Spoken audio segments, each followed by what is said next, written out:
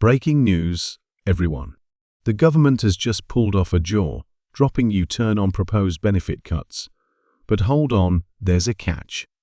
Millions were bracing themselves to lose vital payments, but has everything really changed? Stay tuned, because what I'm about to reveal will leave you absolutely stunned. Trust me, you won't want to click away, this affects you directly. Welcome to Pensioners Power, your trusted source for everything you need to know about pensions, retirement planning, and financial wellness. Here, we cover the latest news, expert insights, and essential updates to help you maximize your retirement years. Whether it's understanding pension schemes, making the most of your savings, or staying informed about financial changes, you're in the right place. If you're new here, don't forget to hit that subscribe button and turn on notifications so you never miss an important update. Now, let's jump right into today's topic. Let's dive right into it.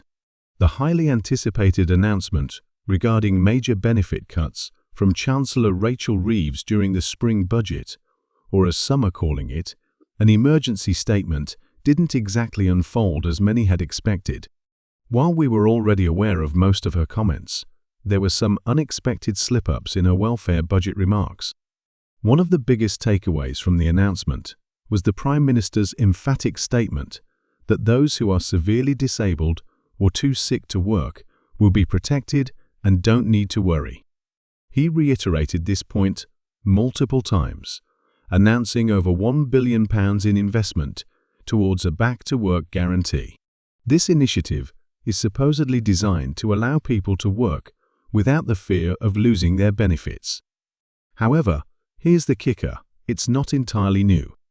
This has been part of the Universal Credit Scheme for claimants under the Limited Capability for Work (LCW) entitlement for quite some time. In reality, they've just repackaged an existing scheme and presented it as a fresh initiative, a classic government tactic. Now, let's talk about the major welfare cuts that were initially proposed. The Office for Budget Responsibility, OBR, had estimated that the cuts planned by Rachel Reeves and Liz Kendall would save between £5 billion and £6 billion. However, they later revised this figure to a staggering £33 billion. This led to a last-minute scramble for alternative funding sources. Despite all the hype, there weren't any drastic new cuts announced, at least not yet. But the Chancellor's approach has raised serious concerns. Labour has repeatedly blamed the Conservative government for leaving behind a £22 billion black hole in public finances, using it as justification for benefit reductions. They've mentioned this so many times that it feels like a broken record. The government seems determined to convince the public that benefit cuts are unavoidable due to past economic mismanagement.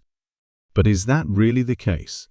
Now, here's the part that will directly impact new universal credit claimants. The LCW element of universal credit for new claimants will be slashed by a staggering 50%. That's right, it's dropping from the current £416 per month to just £216. Existing claimants, however, won't see any changes just yet. But here's the kicker, the annual rate for current claimants will be frozen, meaning it will not increase with inflation. This mirrors the earlier proposal to freeze personal independence payments, PIP, which was scrapped. Instead, they've quietly shifted that freeze to LCW entitlements. Chancellor Rachel Reeves claims that Labour is the party of work, insisting that those who can work should work and those who can't should be properly supported. While this sounds good in theory, the reality is quite different. The Department for Work and Pensions, DWP, has a poor track record when it comes to actually supporting people in need, and many are already struggling with existing benefits.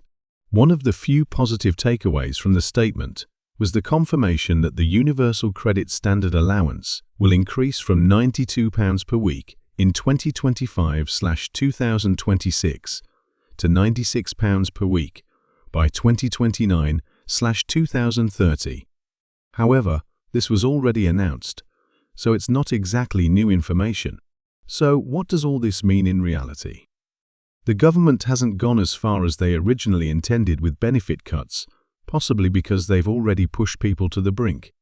Public backlash has been significant, and they might be realizing that further cuts could lead to even greater unrest.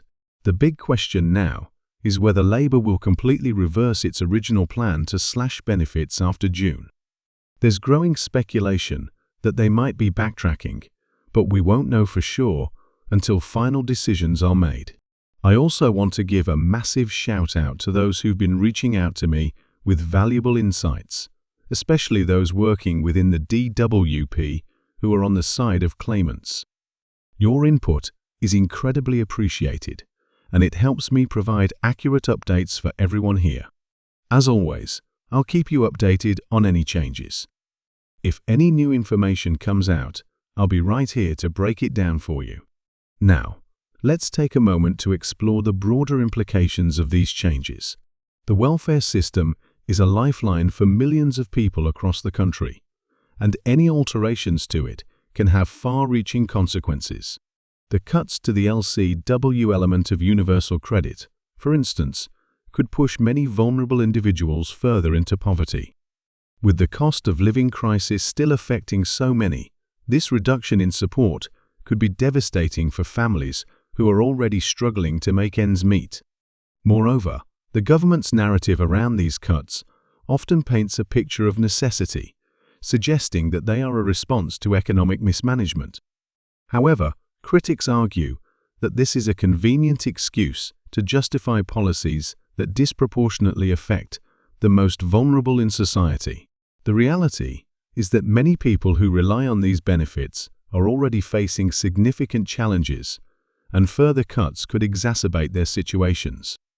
It's also worth noting that the DWP has faced criticism in the past for its handling of welfare claims. Many individuals have reported difficulties in accessing the support they need, with long waiting times and bureaucratic hurdles making the process even more challenging. This raises questions about the government's commitment to genuinely supporting those in need. If the DWP is struggling to provide adequate support under the current system, how can we trust that new initiatives will be any different? As we look ahead, it's crucial for all of us to stay informed and engaged with these developments. The welfare system is not just a political issue. It's a matter that affects real people and their lives.